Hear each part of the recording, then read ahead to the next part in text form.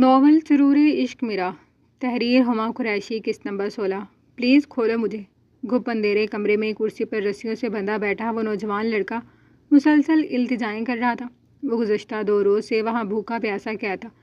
اسے یاد تھا وہ رات گئے اپنے اپارٹمنٹ لاک کرتا، گاڑی میں بیٹھ کر کسی کام سے نکلا تھا کہ جبھی کوئی گاڑی اسے فالو کرنے لگی تھی اور پھر اچانک ہی اس کی گاڑی کا ٹائر پنکچر ہوا تھا۔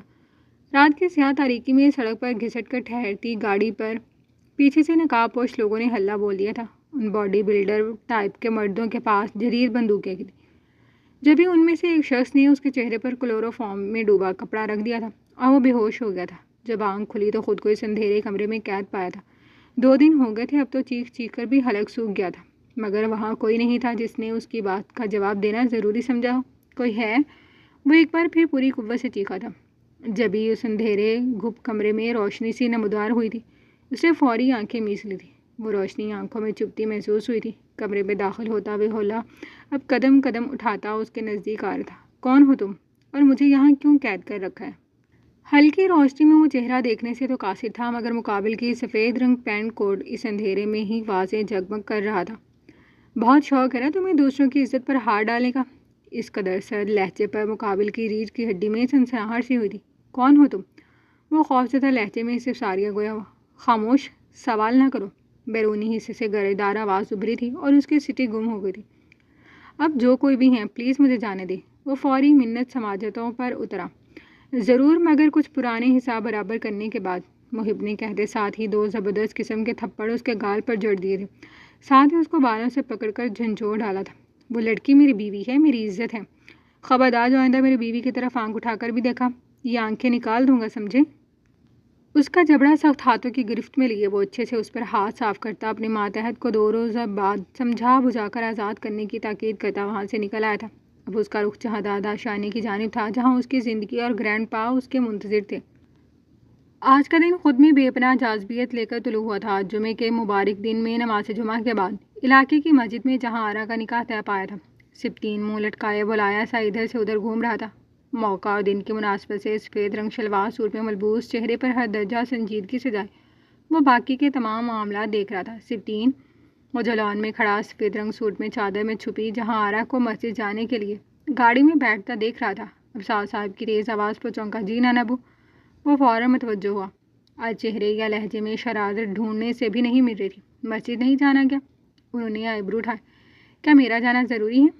ویسے وہ ابھی تک دلہے والے نہیں ہیں۔ نانبو، لڑکا ایک بار بھی نہیں آیا۔ آپ کے دوست بھی نظر نہیں آ رہے، یہ سب کیا ہے؟ وہ ذرا متفکر لہجے میں سوالیہ انداز میں گویا ہوا تھا، کیونکہ یہ حقیقت تھی کہ اس تمام عرصے میں جہاں آرا کے ہونے والے شوہر کے خاندان سے ایک فرد بھی لغاری ہاؤس تشریف نہیں لایا تھا۔ سبتین میاں، نکاح میں آپ کی شرکت تو بے حد ضروری ہے۔ بلا دلہا کے بغیر بھی نکاح ممکن ہے؟ وہ اس قدر نارمل انداز میں غیر متوقع بات کرتے تھے کہ ایک لمحے کو تو سبتین سمجھ ہی نہیں سکا تھا۔ میرا جانا ضروری ہے مگر میں دلہا؟ نانبو، آپ کہنا کیا چاہتے ہیں؟ حیرانگی سے بے ربطگی سے جملہ ادا کرتا وہ حواس باختہ سا دکھائی دے رہا تھا۔ جہاں آرا کے دلہا ہے نا آپ؟ اب چلیے، سب آپ کا مسجد میں انتظار کر رہے ہوں گے۔ وہ نمازی کے چہرے پر کھلتے خوشی اور مسرت کے ملے جلے سے رنگ دیکھ دل کھل کر مسکرائے تھے۔ او مائی گاڈ نانبو، واٹ این امیزنگ سرپرائز! اوف، کیا یہ واقعی حقیقت ہے؟ جذبات اور خوشی کی ملی جلی سی کیفیت سے دوچار وہ اپنے تاثرات پر قابو نہیں پا سک رہا تھا۔ جب ہی اوور ایکسائٹڈ سا سوالیہ گویا ہوتا تصدیق چاہ رہا تھا، سرپرائز کی خوشی بعد میں منا لینا۔ ایسا نہ ہو کہ ہماری سرتور کوششوں کے بعد اس نکاح کے لیے راضی ہوئی پوتی تمہاری اس لیٹ لطیف طبیعت کے باعث نکاح سے ہی انکاری ہوتی تمہیں سرپرائز کر دے۔ اسے خوشی سے اچھلتا دیکھ مسکراہٹ دبا کر تنبیہ لہجے میں گویا ہوتے ڈرانا نہیں بھولے تھے۔ گھر کے سبھی لوگ تقریباً نکل چکے تھے۔ اب شاہ صاحب کا ارادہ بھی اسے مسجد پہنچ کر ہی بتانے کا تھا، مگر اب وہ مزید نماز کو اداس نہیں دے سکتے تھے۔ جی چلیں دادا، وہ کہیں میری جہاں آرا ناراض ہو جائے۔ واقعی میں ان کی ناراضگی افورڈ کرنے کی پوزیشن میں ہرگز نہیں ہوں۔ لب دانتوں تلے دبائے وہ حد سے زیادہ پرجوش کچھ کر دینے کے در پر تھا۔ چلو پھر چلے۔ چہرے پر حقیقی خوشی سجائے اب وہ منزل مقصود کی جانب گامزن تھا۔ جہاں آرا بنت ابو ذر ابصار الغاری، ولد ابو ذر ابصار الغاری۔ آپ کا نکاح سبتین صفوان، والد صفوان احمد کے ساتھ بھائی بس 10 لاکھ حق میں ہے، سکہ رائج الوقت گواہان کی موجودگی میں ہونا قرار پایا ہے۔ کیا آپ کو یہ نکاح منظور ہے؟ مسجد کے حجرے میں پردے میں بیٹھی جہاں آرا کا نازک سراپا لرز رہا تھا۔ ہاتھوں کی کپکپاہٹ واضح تھی، دل میں ڈھیروں خدشے پنجے گاڑ کر بیٹھے تھے۔ دل ہولے ہولے سے لرز رہا تھا جب ہی اپنی دادی کا شفیق لمس اپنے کندھے پر محسوس کر اس کی کچھ ہمت بندی تھی۔ منظور ہے۔ 3 بار اس جذباتی سے سبطین کو اپنے نکاح میں قبول کرتی جہاں آرا کی آنکھ سے بہتے آنسو پلکوں کی باڑ توڑتے نرم و نازک رخساروں پر پھسلتے چلے جا رہے تھے۔ دوسری جانب چہرے پر سچی خوشی سجائے بیٹھے سبطین نے لمحوں کے ہزارویں حصے میں اپنی محرم محبت کو اپنے نکاح میں قبول کرتے انگ انگ میں خوشی کی لہر دوڑتی محسوس کی تھی۔ مبارک ہو سبطین میاں۔ ابصار صاحب نے آگے بڑھ کر نواسے کو سینے سے لگایا تھا جو ان کے سینے سے لگتا اپنی نم آنکھیں چھپا گیا تھا۔ تھینک یو نانابو، تھینک یو سو مچ۔ وہ ان سے جدا ہوتا ہاتھوں کو لبوں سے لگا گیا۔ میرے شیر نواسے ہو، اپنا کوہ نور ہیرا سونپا ہے تمہیں، میری بچی کا بہت خیال رکھنا۔ انہوں نے مضبوط لہجے میں تنبیہ کیا۔ آپ بے فکر ہو جائیں نانابو، اب سے جہاں آرا میری ذمہ داری ہے، ہر سکھ دکھ کی ساتھی ہیں۔ وہ پرمسرت لہجے میں مطمئن انداز میں بولا تھا۔ چلو بچہ لوگ، جہاں آرا بیٹی کی گاڑی میں بٹھاؤ، بس اب گھر کے لیے نکل ہیں۔ شام میں ان خواتین لوگ نے کوئی رسم وغیرہ رکھی ہوئی ہے۔ وہ سبطین کا کندھا تھپتھپاتے سب کو جلدی کرنے کی تاکید کرنے لگے۔ ایڈم اور المیرا ہمیشہ کی طرح اس وقت فلیٹ پر موجود تھے جہاں وہ اکثر ہی آیا کرتے تھے۔ ایڈم باہر سے سیدھا اس کے ساتھ یہاں آیا تھا۔ وہ دونوں ہی اس وقت نشے میں مدہوش تھے۔ المیرا مائی بیبی، وہ اس وقت مکمل طور پر ایڈم کے حصار میں قید تھی جو اسے اپنی ہمراہی میں بیڈ روم میں لاتا بیڈ پر لیٹا چکا تھا۔ ہے مائی لو، وہ ساتھ ہی نیم دراز ہوتا اسے اپنے حصار میں لے گیا تھا۔ کمرے کی لائٹ پہلے ہی بجھی ہوئی تھی۔ اندھیرے کمرے کی سیاہ تاریکی المیرا کے نصیب میں مزید سیاہی مل گئی تھی۔ مہندی ہے رچنے والی، ہاتھوں میں گہری لالی۔ جہاں آرا اس وقت پیلے رنگ کے شلوار سوٹ میں ملبوس گیندے کے پھولوں سے سجائے گئے جھولے پر بیٹھی مسلسل مسکرا رہی تھی۔ جب اسٹیج سے نیچے لڑکیاں گھیرا ڈال کر بیٹھی مہندی کے گانے گنگنانے کے ساتھ ساتھ ڈانڈیاں ڈال رہی تھی۔ مبارک ہو میری بچی، اللہ تمہارے نصیب اچھے کرے۔ یہ جہاں آرا کی والدہ ندرت بیگم تھی، انہوں نے اس کے چہرے پر ہلدی لگاتے ڈھیروں دعائیں دی تھی۔ خوش ہونا، یہ خواتین کا فنکشن تھا جبکہ مرد حضرات بیسمنٹ میں اپنا ہی شغل میلہ لگانے میں مصروف تھے۔ جبھی اب بدرون بیگم نے نزدیک آتے سوالیہ لہجے میں دریافت کیا۔ جی دادو، آپ اور دادا ابو اب میری طرف سے بے فکر ہو جائے، جہاں آرا خود کو سنبھال سکتی ہے۔ اس نے ساتھ بیٹھتی دادی کو ہر غم و فکر سے آزاد کرنا چاہتا۔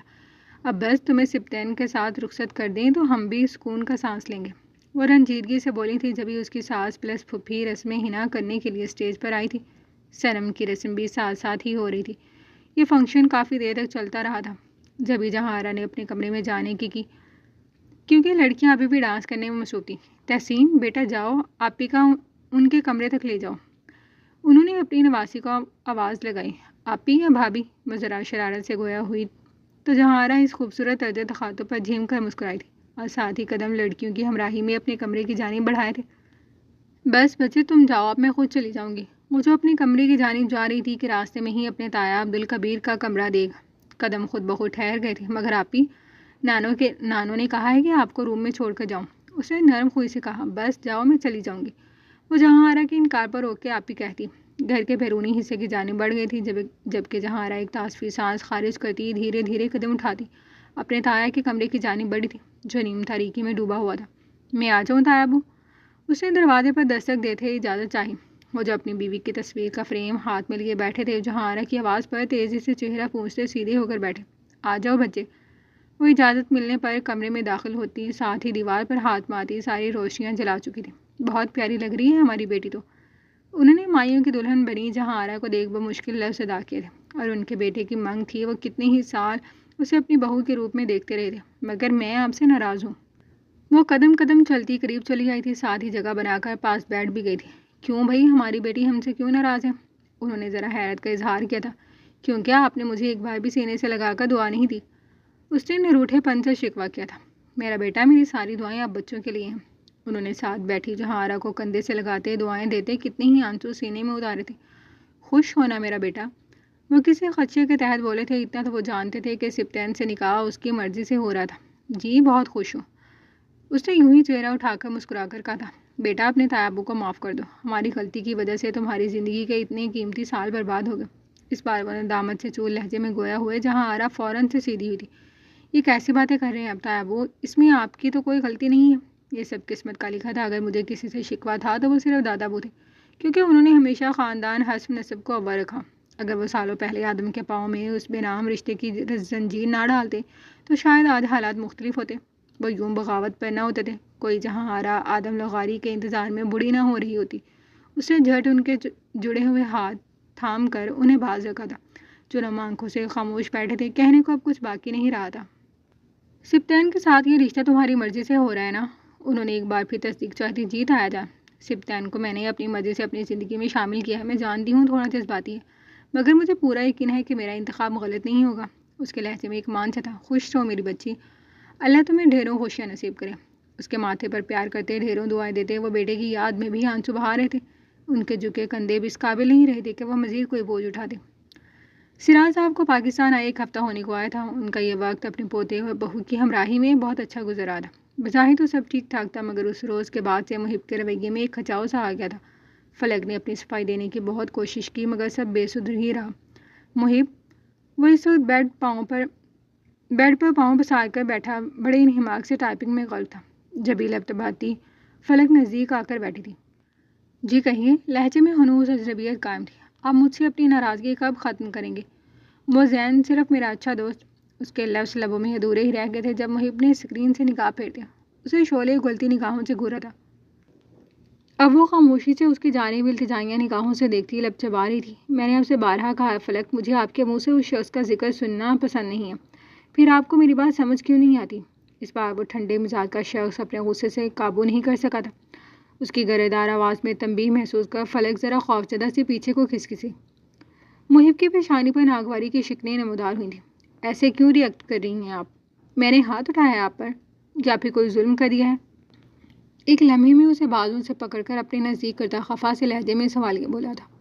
نہیں، مگر آپ مجھے پیار بھی تو نہیں کر رہے ہیں؟ اس بار اس کے لہجے میں ذرا نرمی سی محسوس کر وہ لاڑ سے باہیں اس کی گردن میں ڈالتی ذرا نزدیک ہوتی، سرگوشیانہ بولی تھی۔ محب نے بغور اس کے بادامی آنکھوں میں جھانکا تھا جہاں محبت کا ایک جہاں آباد تھا۔ تو کیا چاہتی ہیں آپ؟ اس بار وہ لیپ ٹاپ کی لڈ گرا کر ایک سائڈ پر رکھتا کمر کے گرد حصار قائم کرتا اپنے نزدیک کر گیا۔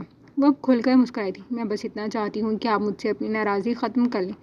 اس کے چوڑی پیشانی پر پڑے بلوں کو اپنی نرم و نازک انگلیوں سے دور کرتی مسکرا کر گویا ہوئی تھی۔ اس کی صدا پر محب کے لب مسکراہٹ میں ڈھلے تھے۔ اب تو ناراض نہیں ہیں نا آپ مجھ سے؟ آپ کو پتہ ہے میں اتنا ڈر گئی تھی۔ محب کو مسکراتا دیکھ وہ مزید نزدیک ہوتی سینے پر سر رکھ گئی۔ محب نے بغیر کچھ کہے اسے اپنے حصار میں قید کر لیا تھا۔ دونوں کے مابین سابقہ تلخی کا اثر زائل ہونے لگا تھا۔ ایک دوسرے کی قربت میں وہ ہر غم بھلا دیا کرتے تھے۔